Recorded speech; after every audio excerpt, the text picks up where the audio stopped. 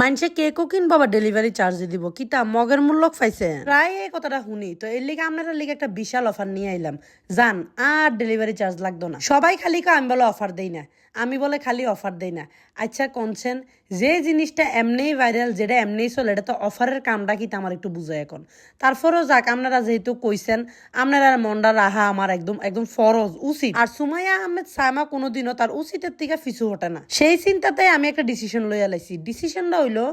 আমার কেকে আগামী 1 মাস কেকে কোনো প্রকার ডেলিভারি চার্জ নেওয়া হইব না জি নিজের কানে ঠিকই শুনতেছেন কানটা একদমই রুই দিয়ে দুইটা গুতা দিয়ে এরপরে কথাটা শুনেন আগামী 1 মাস থুকু 1 মাস না সারা জীবন যারা আমার বাসার থেকে আইসা কেক নিয়ে যাবেন পিক আপ পয়েন্টের থেকে তারার লিগা ডেলিভারি চার্জ সম্পূর্ণ ফ্রি ফ্রি ফ্রি